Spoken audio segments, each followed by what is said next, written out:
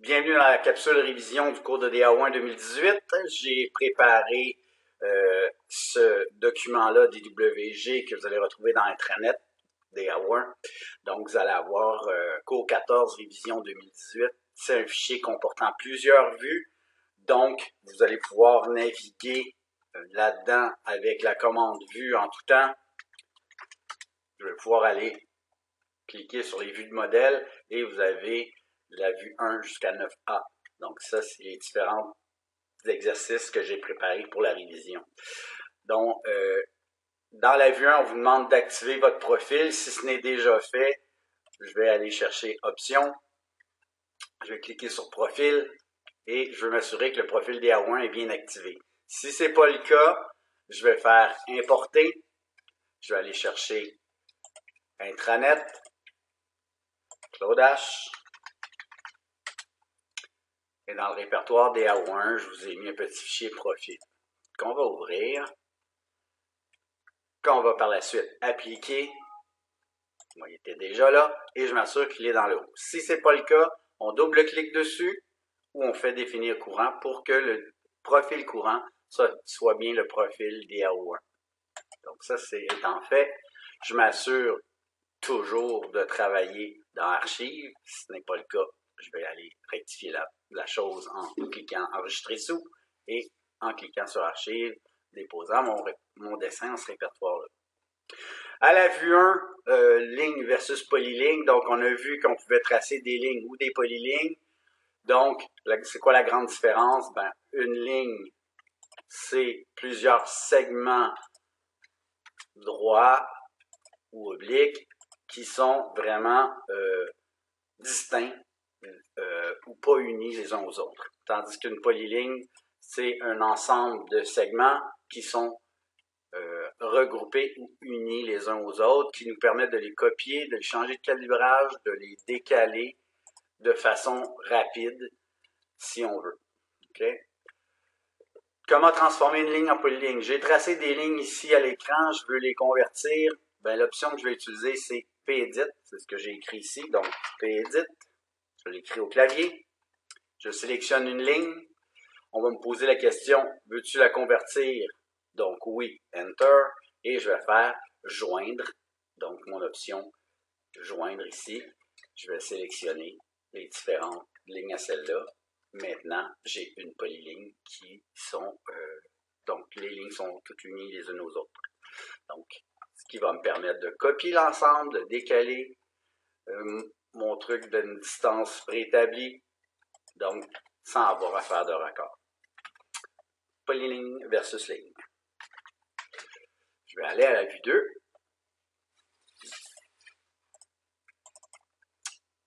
À la vue 2, corriger et coter, transformer en polyligne. Donc, dans cette optique-là, ce que je vais faire, prime abord, c'est que je vais faire mes chanfreins. Donc, ici, on a un chanfrein qu'on peut aller chercher. On a besoin d'un chanfrein en, donc, l'écart de 5 pieds horizontal, 3 pieds vertical. Donc, si je prends les écarts, la première écart que je vais donner, c'est 5 pieds. Deuxième écart, 3 pieds. Et je vais pouvoir sélectionner ma ligne horizontale, ma ligne verticale, et il va faire l'angle que j'ai besoin. Même chose pour cette portion-ci. J'ai le même chanfrein à faire, donc ligne horizontale, ligne verticale, mon chanfrein se fait. Je veux appliquer un raccord avec un rayon, donc n'oublions pas de cliquer sur rayon, de 2 pieds 24 pouces. Je viens sélectionner mes lignes et je viens faire mon raccord automatiquement. Okay. Une fois que ça c'est fait, je peux décaler la distance que j'ai besoin. Donc, je peux la mesurer. On a vu aussi qu'on peut utiliser les objets d'accrochage. Donc, moi, je veux avoir un décalage qui commence ici et se termine là. Donc, ça va calculer la distance et je vais pouvoir automatiquement faire mon décalage. Étant donné que c'était déjà une polyligne, je peux la décaler en une étape. Je veux que toutes ces lignes-là soient unies à même une polyligne. Donc, je double-clique sur une des polylignes et je vais faire joindre les autres lignes à celle-là. Maintenant, j'ai un mur complet. L'avantage de cette étape-là, c'est que quand je viens pour faire des hachures, donc exemple, je voudrais faire une hachure, ça c'est des cloisons, donc je vais aller chercher mon calque. Cloison, je vais cliquer sur hachure, je vais prendre solide. Au lieu de choisir des points, je peux sélectionner un objet. Donc, les hachures vont se faire encore plus rapidement puisque ma zone est délimitée par une polyligne. Voilà pour la vue 2. La vue 2A. Commande ajuster, prolonger versus raccord. Donc, plusieurs choix s'offrent à moi ici. On avait vu qu'on avait la commande ajuster. La petite flèche nous permet de faire la commande prolonger. Donc, deux petits frères ou deux petites sœurs si on veut. En fait, je vais pouvoir à même une commande ajuster et prolonger en même temps. Ça veut dire que par défaut, je peux ici faire Enter. Il va sélectionner toutes mes lignes comme étant des couteaux et des limites. Donc, je fais Enter. Je vais pouvoir couper les lignes si je le veux. Donc, je pourrais couper mes lignes. Si je fais Shift, je peux prolonger. Et je reviens avec ma commande ajustée pour couper les lignes qui sont en trop. Donc, ma commande ajustée et prolongée sont combinées. Donc, si ma première commande était ajustée, quand je fais Shift, il va faire prolonger à ce moment-là. Donc, ça va super bien. Si j'annule la chose, la différence avec raccord, donc raccord, je m'assure que mon rayon n'est pas de 2 pieds, mais ici plutôt 0. Je vais pouvoir raccorder mes lignes. Et comme j'en ai plusieurs à faire, j'aurais tendance à dire raccord multiple. Et de cette façon-là, je vais pouvoir cliquer mes lignes. Donc, je dis souvent, il n'y a pas seulement qu'une méthode dans AutoCAD, on peut prendre le chemin qu'on veut pour arriver à nos fins. Donc, ici, ma commande raccord ou prolonger, allonger, d'ajuster, en fait, va nous permettre d'arriver au même résultat. Donc, à vous de choisir la méthode que vous préférez. Je vais un petit peu plus loin dans la commande ajuster pour vous montrer que oui, on peut choisir une limite. Donc, si je ne fais pas Enter pour tout sélectionner, il prend une ligne à la fois comme étant un couteau. Et là, je peux choisir de quel côté je veux couper des lignes. Donc, ça pourrait être une façon de faire. Donc, si vous voyez le petit X, si je clique mes lignes, ben, je peux en sélectionner une ou plusieurs, puis il va les couper de façon sélective. Donc, en sélectionnant un objet prime abord, quand je prends ma commande ajuster, ça devient ma limite ou mon couteau par rapport auquel je vais couper les autres lignes. Okay? Même principe, si je fais ajuster, je prends ma ligne ici, puis je dis, je veux arrêter toutes mes lignes à cet endroit-là, ben, je vais pouvoir les sélectionner en une étape, puisque ma limite est ici. Voilà, pour la commande ajuster, prolonger.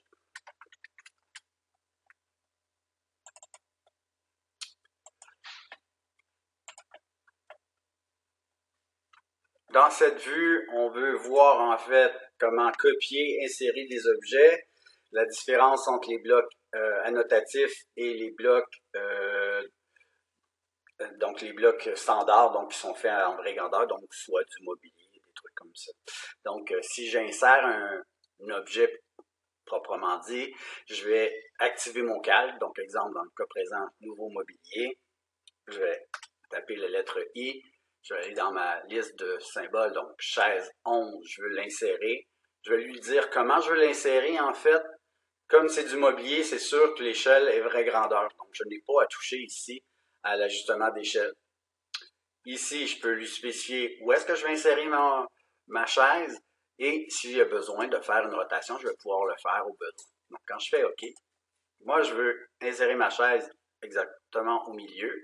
Donc, je regarde ici mes objets d'accrochage. Je n'ai pas le bon accrochage, donc je peux activer milieu puisqu'il n'était pas là.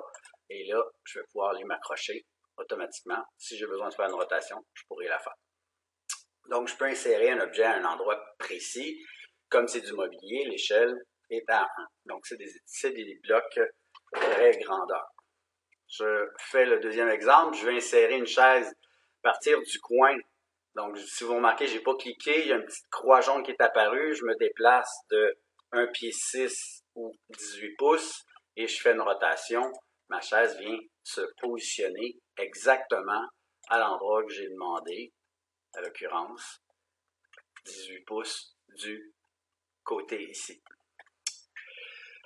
On avait vu qu'on pouvait faire des copies, on peut faire aussi des miroirs. Donc là, l'exemple que je veux montrer, c'est avec l'option copier. Je prends mon objet, je clique un point de départ n'importe où et je vais déplacer mon objet ou créer une distance entre chacun de 3 pieds et ça vient positionner exactement comme l'exemple que j'avais ici en haut, donc à 3 pieds.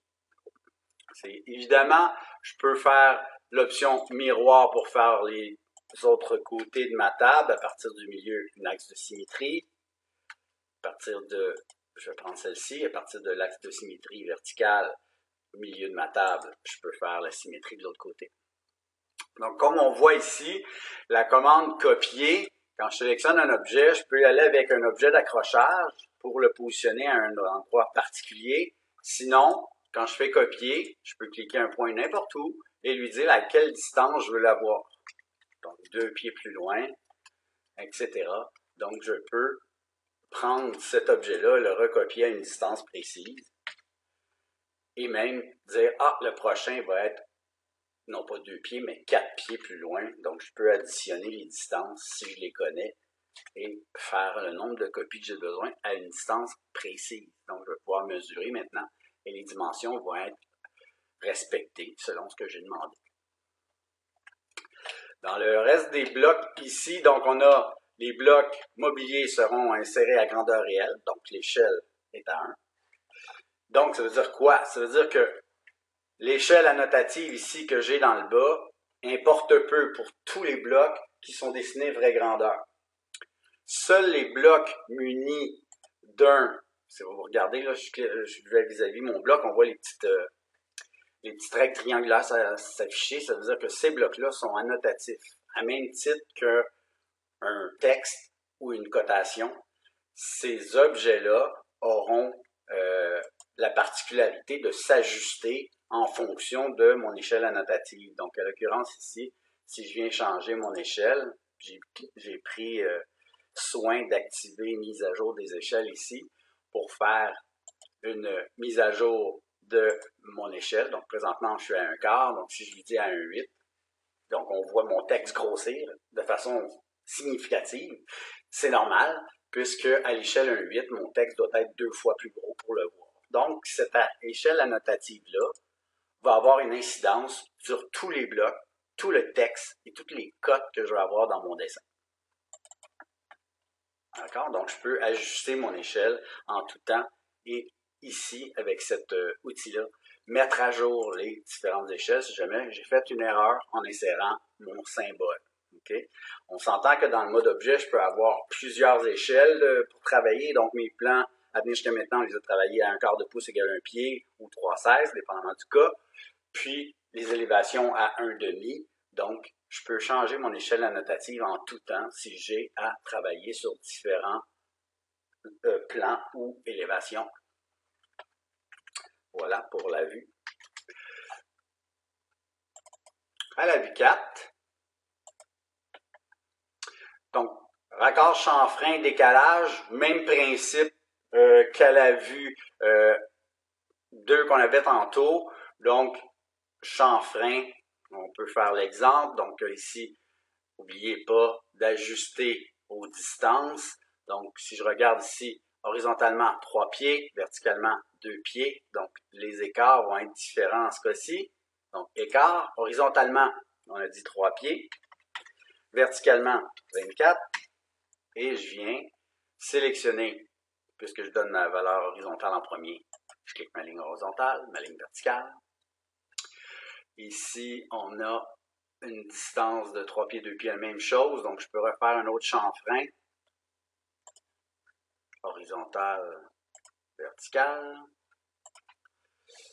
Enter. AutoCAD a une mémoire, donc si je fais Enter, il va garder la dernière commande que j'ai faite.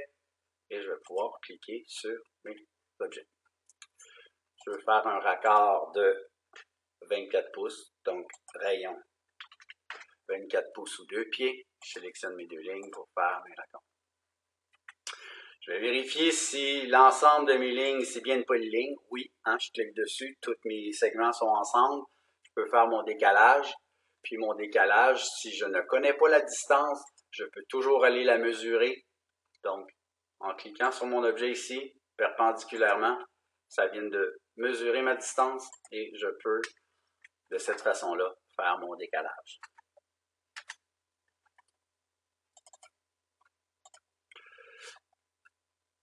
À la vue 6, je vais réajuster mon échelle, voilà. Donc, à la vue 6, vous devez insérer l'image de la plainte. On avait déjà fait cette moulure-là. Donc, petit rappel, insertion, attacher une image. Donc, je vais aller attacher une image. Elle provient de mon intranet. Donc, intranet, je vais écrire Claude H. Dans DA1, j'ai une image plainte que je vais pouvoir insérer. Comme c'est une image qui ne comporte pas vraiment d'échelle, puisque c'est une image numérisée, puis c'est vraiment une photo, en fait, il n'y a pas d'échelle. Donc, à ce moment-là, je vais pouvoir agrandir mon image. De toute façon, je vais faire un rapport de proportion avec ma commande échelle par la suite.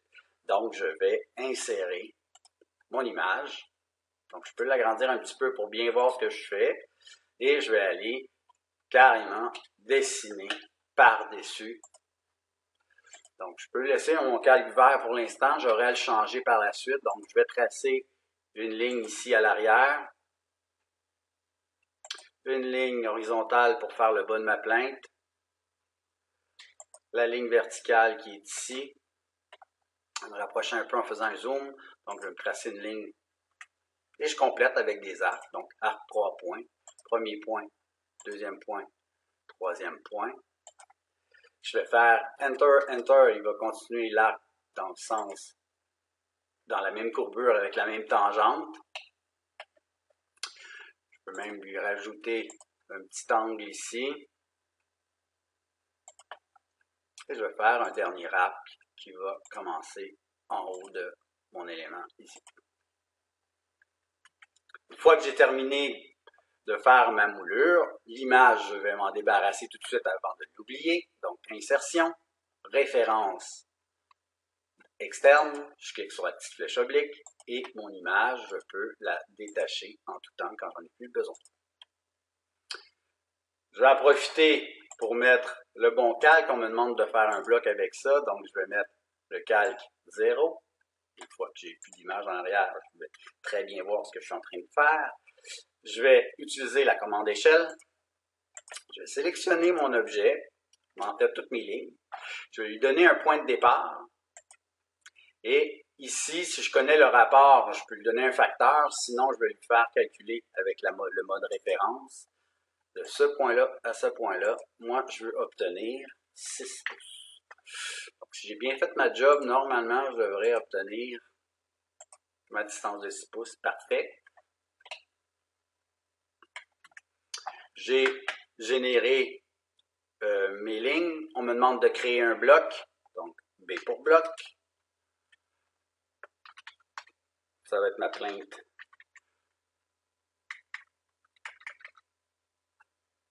Plainte de 6 pouces. Je vais lui donner un point de départ, bien important, le bas de ma plainte. Je vais choisir les objets. Et mon bloc est créé. Et je vais pouvoir choisir le calque sur lequel le faire. Donc, je peux prendre un exemple de ce calque-là. Okay? Donc, à l'interne du bloc, le calque est 0. On me demande ici de créer un bloc, l'option bloc. Et par la suite, on me demande de l'extraire en librairie. Donc, W-bloc. je vais aller chercher le bloc que j'ai créé, en l'occurrence, plainte de 6 pouces, et je vais lui dire à quel endroit je vais l'envoyer. Donc, pour l'instant, je peux l'envoyer dans mon bureau pour lui dire, OK, ça c'est ma plainte de 6 pouces. OK. J'ai maintenant, sur mon bureau, un petit bloc qui s'appelle plainte de 6 pouces.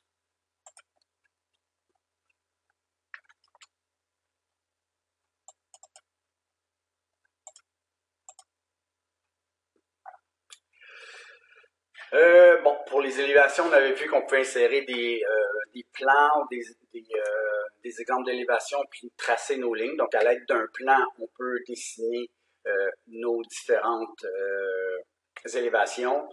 Pour le choix des calques, n'oubliez pas que dans vos calques, la dernière série qu'on retrouve, c'est pour faire nos élévations. Donc, de élévation 0,9 à hachures. Si on a des hachures sur notre mur, ça pourrait arriver, on a un motif. Pour faire les dimensions, pour faire les annotations. Et par la suite, ligne de sol, contour de mur, et après les éléments de plus près de nous et plus éloignés. OK? Puis les lignes de moins d'importance, évidemment, si on a des plaintes, des trucs qui sont collés contre les murs, on peut utiliser le calque rouge. Donc, si on y va de façon systématique, on a dit la ligne de sol, c'est 0,60. Nos lignes de mur et plafond, on avait le 0,40. Nos fenêtres, nos portes, en fait, on a le 0,15. Vous avez remarqué, le 0,25, dans ce cas-ci, j'en ai pas. Je n'ai pas vraiment d'éléments qui viennent en avant-plan. Et on aurait nos lignes de moins d'importance, nos plaintes. Si on a un seuil de porte, ligne de moins d'importance, à ce moment-là, je peux très bien les définir avec une ligne plus fine. Je vais ajouter à ça une annotation. Donc, c'est de l'annotation. Je peux insérer mon symbole défini. Donc, je suis rendu à faire, oubliez, je suis rendu à faire des annotations, des cotations du texte. N'oubliez pas d'activer l'échelle. Donc ici, je fais 1/2 pouce égale 1 pied pour imprimer ça. Je vais activer mon échelle 1/2 pouce égale 1 pied. Je vais faire insertion. Et je vais aller chercher mon symbole défini. Donc, symbole, fini mur, on devrait avoir ça quelque part. Fini mur au sol, voilà. Et, par exemple, je pourrais ajouter mon symbole ici et lui dire que c'est ma couleur, par exemple, peinture P1. Okay. J'aimerais ça ajouter une annotation, donc je vais aller dans Annoter, ligne de repère. Je vais cliquer pour faire une flèche. Ça me permet de faire une ligne repère et dire, par exemple, j'ai une plainte ici de 4 pouces de hauteur et je vais marquer peint P2. Donc, je vais pouvoir mettre du texte au besoin, ajouter tout le texte que je veux et je peux aussi aller ajouter des cotations. Donc, je m'assure d'activer mon calque, élévation dim, et je vais pouvoir, comme mon échelle est bien placée, tout de suite aller faire mes cotes. C'était une plainte de 6 pouces qu'on avait ici finalement, c'est la plainte qu'on a dessinée au préalable. Parfait, on va aller corriger la chose.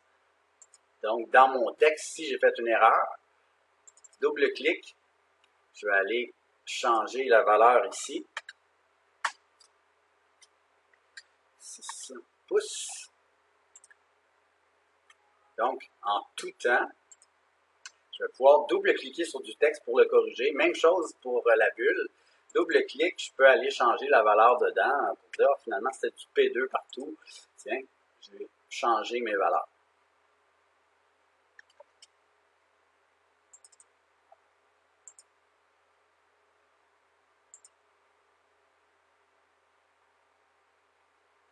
À la vue 8, on veut en fait, j'ai voulu faire un résumé des hachures avec les différentes positions, motifs et calques en même temps.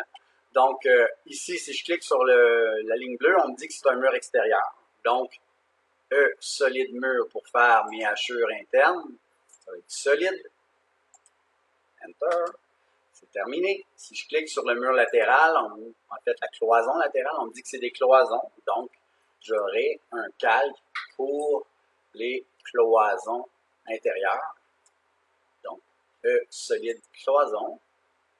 Et je vais faire la même procédure. Donc, je vais cliquer un point à l'intérieur. Si ça avait été des polylignes, j'aurais pu les sélectionner. Dans ce cas-ci, ce n'est pas des polylignes. Donc, je vais aller cliquer dans mes différentes zones pour faire mes hachures. Pour le reste du plan, ce que je vais préconiser, en fait, c'est le calque E fini. Voilà. Je vais même activer ce calque-là, donc E fini. Et je vais venir faire mes hachures correspondantes. Point de départ dans le coin, motif 6 par 6. OK. Donc, on a vu que dans nos hachures, on peut utiliser les motifs préétablis ou on peut aller chercher le tableau des paramètres. Donc, on peut cliquer ici. Définir par l'utilisateur. L'angle, ici, 0, ça me va. Double pour faire un carrelage. Et on veut un carrelage de 6 pouces. Je veux positionner mon origine au coin ici. Et je viens sélectionner la zone dans laquelle je vais faire mes hachures. J'ai donné quoi comme largeur? On va aller voir. J'avais mis 6 pouces. Donc, ici, si je regarde dans le motif,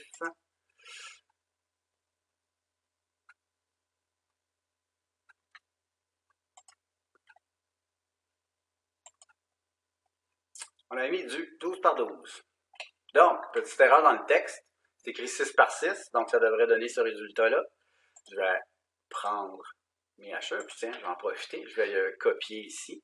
C'est du 6 par 6 que j'ai besoin. Donc, ça me permet en même temps de montrer que si je veux faire coïncider des hachures qui sont déjà dessinées, je dis, finalement, dans cette pièce-là, je veux du 6 par 6 aussi. Je vais prendre ce motif-là et l'appliquer. Il va automatiquement copier la propriété. Donc, je peux aller corriger mes hachures de cette façon-là. Dans la deuxième zone, c'est vraiment du 12 par 24. Oui, c'est vraiment ça. Et mon point est central dans la pièce. Donc, ce que je vais faire, je vais aller chercher donc le même calque. Je vais aller chercher mes hachures. Dans ce cas-ci, on aura deux hachures. Une horizontale à toutes les 12 pouces. On va enlever le double. Mon point d'origine sera centré dans la pièce. Donc, Shift, bouton droit de souris, je vais prendre milieu entre deux points. Le premier point, mon deuxième point. Je vais cliquer à l'intérieur. Je vais faire la même procédure pour la deuxième hachure, sauf que la dimension sera, à ce moment-là, 24 à 90 degrés. Je vais aller changer ça. Donc, 24. Mon point de départ est déjà positionné. Normalement, il devrait être bien centré. Si ce n'est pas le cas, définis l'origine. Je vais prendre mon objet d'accrochage. Donc, sélectionne, définir l'origine. Shift, bouton droit de souris. Mon point n'est pas bien centré. Je vais aller cliquer ma diagonale et mes hachures vont se positionner exactement au bon endroit. Voilà pour les hachures. À la vue 9. À la vue 9, c'est la commande préférée de tous. C'est la commande étirer et arc et hachure. Donc, ici, ce que je vais faire, je vais vous donner, petit truc, là, si je ne veux pas avoir à mesurer, je vais faire l'option décaler. Je vais prendre la mesure que j'ai entre le mur et ma colonne et je vais aller positionner ma ligne. Ça veut dire que la position de la colonne devrait coïncider avec cette ligne-là. Si je regarde, il y a plusieurs dimensions qui sont correctes. Donc, ça veut dire que ça, il ne faut pas que ça bouge, ça, il ne faut pas que ça bouge non plus. De 9,5. Donc, tout ça, il faut que les dimensions restent intactes. Ça veut dire que quand je vais faire étirer, je vais m'assurer que je vais englober toutes les cotes qui sont bonnes. Puis, les cotes qui ne sont pas bonnes, en fait, c'est le 3 pieds 7, puis le 7 pieds en haut. Donc, ça veut dire que c'est dans cette zone-là que je dois prendre mon ajustement. Enter. Premier point. Deuxième point. L'ensemble de mes cotes correspondent avec ce que j'ai en haut. Donc, ça, c'est beau. Là-dedans, on a simplifié un petit peu la job qu'on avait. On avait pratiquement qu'une seule cote à corriger. Bien, je vais aller vérifier ici pour être sûr que tout correspond. Si c'est le cas, on va pouvoir faire nos hachures. Donc ici, on a 12 pieds. Et là, on s'aperçoit qu'on a un pied de trop. Donc, ce que je vais faire, je vais non pas faire de ligne guide, mais juste étirer. Là, je vois ici, les dimensions, ça semble être bon. Tout ça, ça semble être bon. Donc, c'est ce mur-là qui est trop long. Celui-là ici aussi. Donc, je vais prendre mon ajustement dans cette portion-là, ce qui va faire en sorte que quand je vais cliquer un point et je vais lui dire d'aller vers le bas de un pied, je devrais obtenir toutes mes dimensions. Et c'est le cas. Fantastique. Je vais aller me placer sur le calque porte et je vais... Là, c'est pas des... C'est juste un exemple. En fait, j'ai pas de bloc porte dans ce dessin-là. On a dessiné des lignes qu'on voulait faire les arcs. Donc, juste pour montrer que vous avez plusieurs options d'arc. Donc, je vais utiliser arc, départ, fin et rayon. Donc, c'est vraiment le logo d'une porte. C'est ce qu'on a. Et, chose à se rappeler, c'est qu'AutoCAD dessine dans le sens contraire des aiguilles d'une montre. Donc, ça veut dire que si je veux faire un arc, mais juste voir un petit peu quel point on doit cliquer en premier, bien, dépendant de l'orientation de ma porte, les points vont changer. Ça veut dire que ici, mon point de départ est au bas ici, le deuxième point au bout de ma porte, et le rayon de la porte, c'est le côté des charnières. Okay? Donc, je vais reprendre mon exemple. Ici, ma porte est inversée, donc toujours dans le sens contraire des aiguilles d'une montre. Donc, premier point, deuxième point, troisième point. Vous allez vous en rendre compte assez rapidement si vous êtes trompé d'orientation de sens. Votre arc va être complètement inversé. Donc, on s'aperçoit ici qu'on a fait l'inverse. Donc, point de départ, point d'arrivée et rayon de la porte. Pour chacune de mes portes, les points peuvent différer. Donc ici, point de départ, point milieu, point final. Et je fais mes hachures solides dans mes cloisons.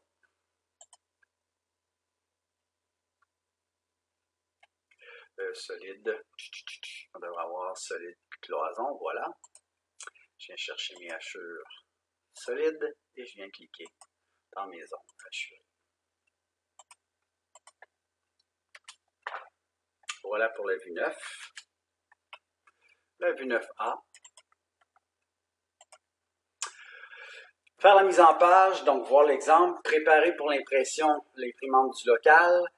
On n'imprime pas, puis on efface les différentes présentations non requises et purger le dessin avant de remettre. Donc, c'est vraiment des étapes qu'on doit faire quand on a fini un projet. Donc, on est rendu à faire la mise en page, on prépare l'impression, puis quand on a terminé la chose, on supprime les mises en page qu'on n'a pas de besoin, puis on fait purger notre dessin.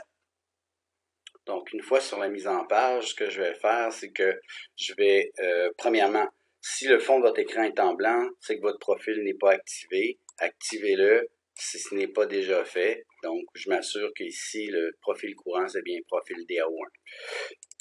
Deuxième étape, je vais aller activer le calque 1, présentation fenêtre, pour générer une fenêtre de présentation. Donc, je fais une fenêtre rectangulaire.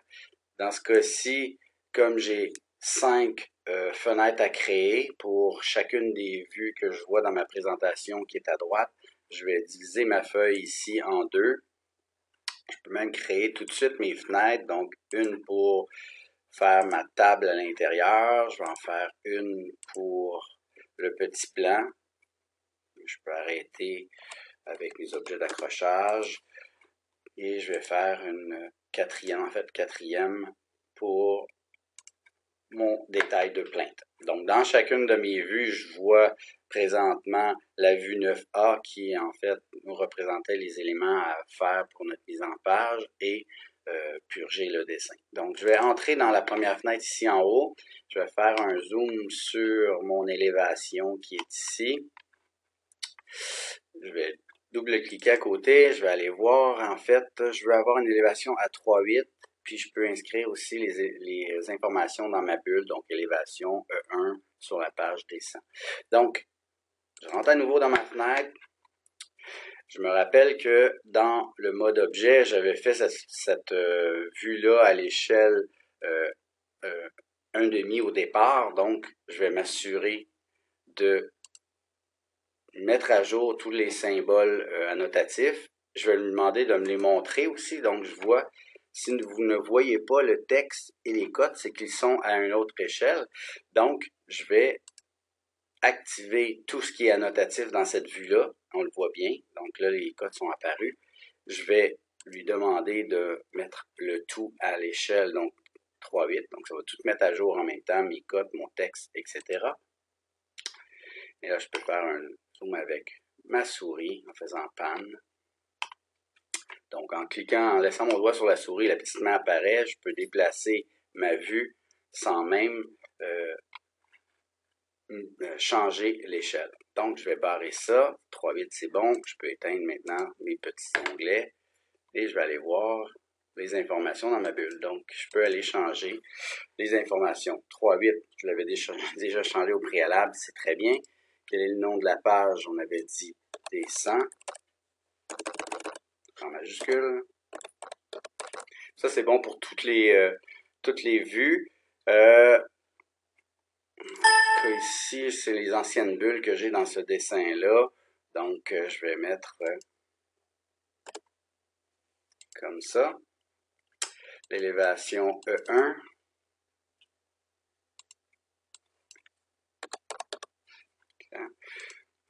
Ne vous en faites pas si l'information rentre un peu serrée dans la bulle. C'est l'ancien gabarit et les bulles étaient légèrement plus petites. Donc, on avait juste un numéro de page anciennement. Donc, ceci étant dit, dans les nouveaux gabarits, ça a été changé. Ne vous en faites pas. OK. Je vais revenir sur mon mode papier. Je vais faire un zoom reculé. Toute mon information est là, ce que j'avais en mode objet, et tout est à l'échelle 3,8 maintenant. Excellent. Je vais regarder tout de suite l'information pour le plan mobilier. Donc, c'est le plan 1 descend. Et je veux avoir 3/8 de pouce, un zoom sur ma table. Donc, dans chacune de mes vues ici, je rentre dans ma fenêtre, je vais faire un zoom sur ma table. Donc, c'est la table qui est ici.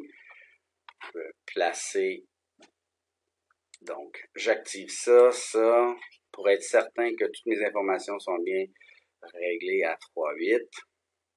Donc, je vais aller chercher mon échelle 3,8. Voilà. Je fais un zoom sur ma table. Si je vois l'autre table, c'est pas dramatique. On sait très bien qu'on peut revenir sur le papier, ajuster la fenêtre pour recadrer, pour en fait avoir seulement ce qu'on veut à l'écran. Je vais faire insertion.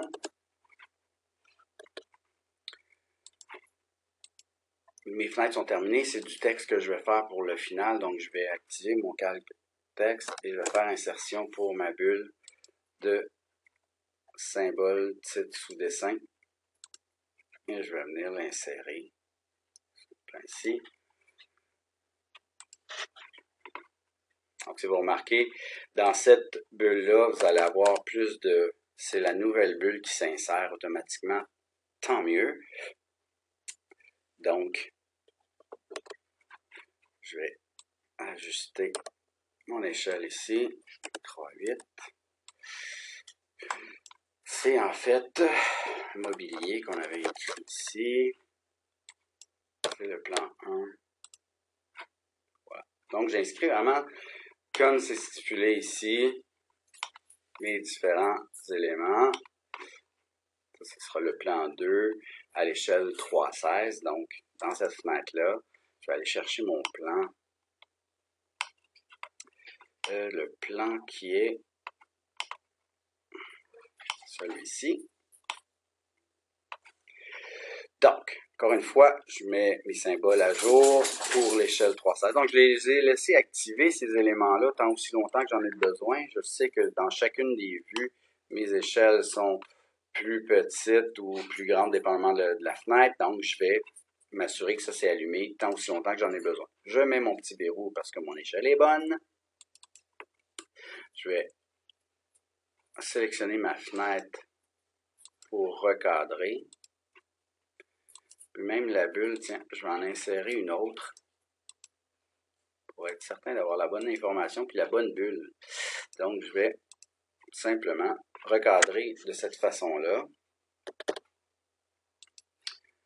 Je peux même recadrer et déplacer ma fenêtre. Ne vous en faites pas, les lignes grises là n'apparaîtront pas au final, donc même s'ils ne sont pas alignés, ça m'importe pas. Je fais insertion, donc en tout temps, je peux aller insérer et j'inscrirai les informations que j'ai besoin. Au final, je pourrais très bien aligner mes bulles pour qu'elles soient toutes à la même hauteur. Donc, je peux les aligner perpendiculaires, donc je peux faire une belle ligne puis toutes les insérer. Il vous resterait ici à faire un zoom sur la plainte qu'on a dessinée. Ici, je crois. Ouais.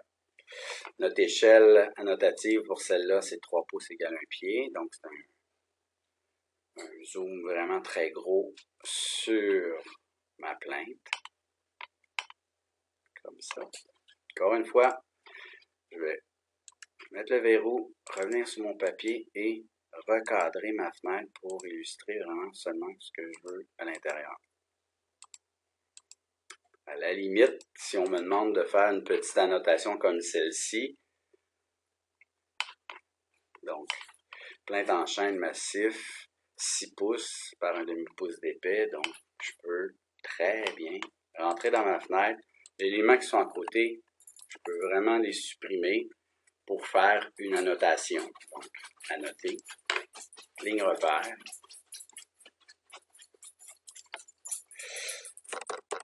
plainte en chaîne, 6 pouces de hauteur par un demi-pouce. Donc, j'écris vraiment l'information qu'on m'a demandé. Enter. Et je ferme. Donc, si mon texte n'apparaît pas dans ma fenêtre, on sait très bien qu'on va pouvoir l'ajuster, notre fenêtre. Ou à la limite, on peut le déplacer. Et on insère, encore une fois, une bulle, ou on peut même copier celle-ci pour qu'elle soit alignée. Donc, je vais faire copier, je vais sélectionner que mon titre, et je vais venir la positionner. Et double-cliquer dessus pour faire mon information. Double-clic sur le cartouche pour remplir le cartouche aussi selon les demandes qu'on a ici. Une fois que ça va être terminé, je peux supprimer. C'est pas une image, je vous l'ai incorporé, donc c'est vraiment un dessin tel quel. Vous pouvez l'effacer, celui-là, sans problème. Je fais un zoom sur ma vue, double-clic sur ma roulette, et je vais faire mon gestionnaire de mise en page pour être sûr d'être prêt à dessiner. Donc, je vais aller choisir l'imprimante. Donc, vous choisissez l'imprimante de votre local. Là, présentement, je ne suis pas dans un local, donc je n'ai pas de choix d'imprimante de local. Ceci étant dit, je vais prendre en PDF. Donc ici, tabloïd, la fenêtre est faite, parfait. Mon profil est activé, donc je peux pouvoir aller chercher le CTB du design intérieur CBM 2018. Et, OK, ma feuille serait prête à imprimer quand je suis dans un local. Donc, seule différence avec vous, dans votre local, vous choisissez l'imprimante du 461, 440, dépendamment du local dans lequel vous êtes.